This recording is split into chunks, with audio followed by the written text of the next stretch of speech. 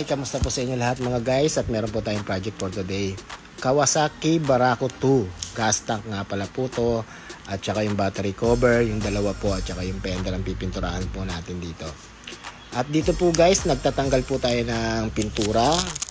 Na-applyan ko muna po siya ng strip sol. Para sa ganun po, mas mabilis po matanggal po yung pintura bago natin po siya ikapras. Itong gas tank nga pala po ito mga guys, marami na po siyang kalawang kaya nga papapintura ni boss. Isinama na natin po yung likod.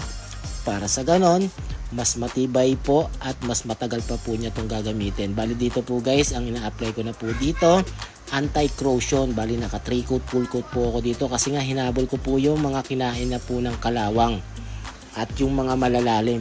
Para sa ganun, pa nagliha tayo, hindi na po siya aabutin. At pagkatapos po na itong anti-corrosion, a-apply pa po tayo dito ng primer surfacer. At yan po guys, na pinturahan po na natin po siya ng primer surfacer at naliha na po natin. At dun sa mga malalalim po na kinain na po talaga ng kalawang, ayan po, nagpantay na po siya. Yung nag-apply po tayo ng primer surfacer. Bali po naka 2 coat, full coat pa po ako dito sa pinakahuli po natin pong apply po ng primer.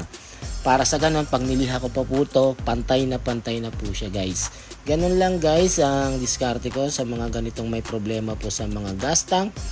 Mas maganda po at gagawin po natin yung pinakamatibay na pundasyon. Para sa ganun, mas matagal pa po ang buhay po ng mga gas tank na katulad po nito. At sinisigurado ko naman po talaga na mas matibay na po ito kasi nga gawa po kasi ng standard preparation po ang ginawa po natin po dito. At dito po guys, bali na base color po ako sa silver, pati yung likod pininturahan po natin para po parehas lang po ang kulay po dun sa harap. At ang kulay nga pala po nito, candy red mga guys. At lalagyan po namin po ito ng sticker. Bali sa ngayon po, tinapos ko lang po muna yung likod para mas mapinturahan po natin po ng maganda pag po siya ay nakalapag po sa ating stand. At kung mapapansin nyo guys, makintab na po siya dahil po naka first coat na full coat na po tayo dyan. Bali dito po, pangalawang patong ko na po dito po ng top coat po niya. Kung mabibilang nyo po, bali po naka 3 coat, full coat na po ako dito sa pangalawa pong patong. Bali po nag 3 coat, full coat pa po ako sa pangatlong patong po.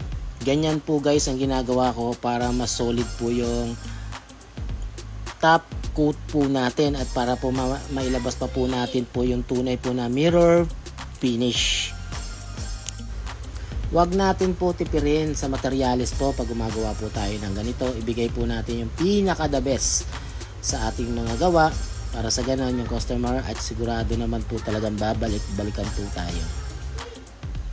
Pag nakagawa po tayo ng pinakamaganda po sa ating customer at sigurado po yan, may balik po yan at may mga kasama po yan dahil i-recommenda po tayo pag pinaka the best ang binigay natin sa ating customer. At ito po guys, yung cover nga pala po ng battery. Dalawa po yan, left and right. At saka po yung fender. Ganun din po guys ang kulay.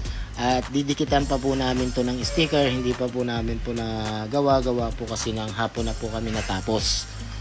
Hanggang dito na lang po muli guys. Maraming po salamat. Kita-kits na lang po tayo sa next kong project.